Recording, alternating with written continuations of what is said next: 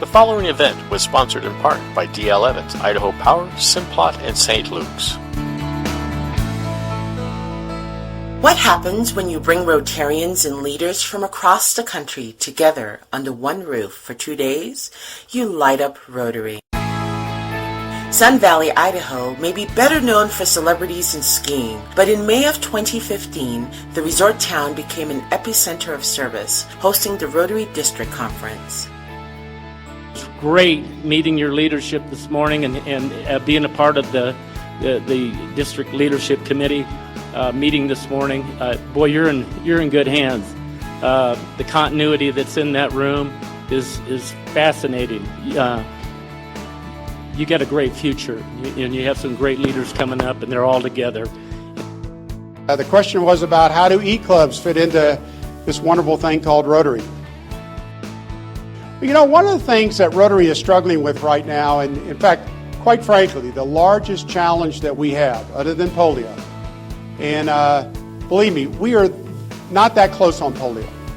We are that close on polio, and I'll address that in just a second. But one of the things that I think is really important to us is that the largest challenge that we have internally and externally is membership. After the kickoff lunch, participants enjoyed a panel discussion on making Rotary relevant, where the audience was invited to bring their questions to Greg Pod, James Lewis, Dr. Sylvia Whitlock, and Greg Owen. Followed by a chance to mingle on the patio, accompanied by CSI alum Randy Earls on piano. Then it was time for the St. Luke's Evening Banquet. The Emmett Rotary Club was awarded the Humanity in Motion Award for its avenue of service. Friday night's keynote address was from Dr. Whitlock, the first female president of Rotary and author of Women Also Serve. And this was the year I was a president-elect, and so I was invited to attend PETS. And I was reminded to bring my coat and tie because they would be taking directory pictures. So, at that meeting, there were 290 men and 1 woman. But the nicest thing about that proportion was that during restroom breaks, after the keynote address, it was time to let out some steam as the Rotarians went footloose on Friday night. It was time to light up Rotary 80s style, complete with a costume contest and a musical trip down memory lane.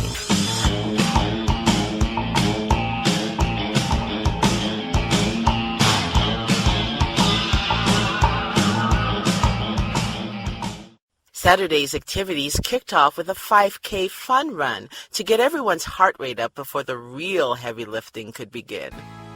Then it was back to work. Everyone gathered at the historic Opera House to celebrate the next generation of Rotarians. Speakers like Saeed Razai, Tom Rosenthal, John Lodell, and Natalie Lemus shared with the audience about RILA, Interact, Rotaract, and the Rotary Youth Exchange. So the purpose of RILA is to teach leadership skills, communication, also get them introduced to what Rotary is about. District Governor Michael Wells spoke about his efforts with the Mexico Service and Adventure Project. They many times have talked about how this experience impacted their life. But what I want to show you is what happened 2 months ago.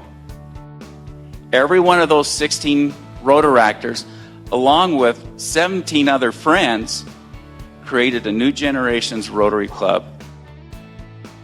Rotary Youth Exchange students from around the world gathered and shared some of their inspirational stories of how Rotary has impacted their lives. But coming out of it, I know that I have grown and learned more than I could have learned in a year anywhere else doing anything else.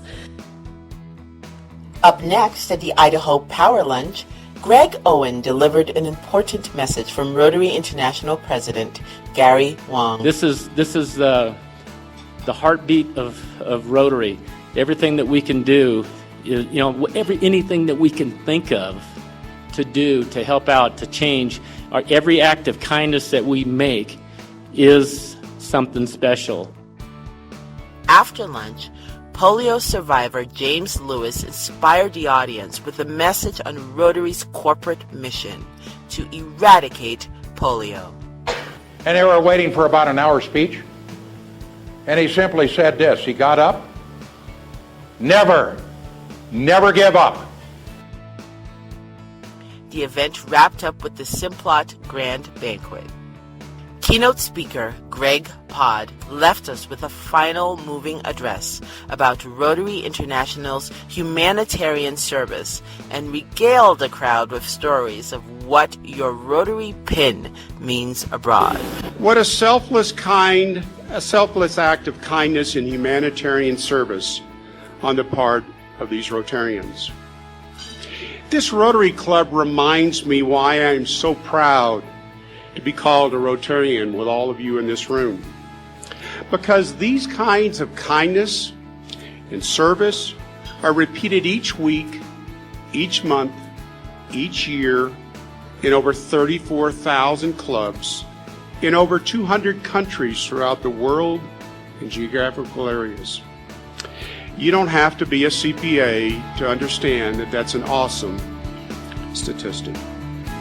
For the last ceremony of the evening, Rick Phillips passed the torch to Kenneth Howell, the new District 5400 governor. And this is what President Ravi Ravindran asks. We have those days as gifts to us, but what President Ravi Ravindran has asked of us as Rotarians is that we be a gift to the world.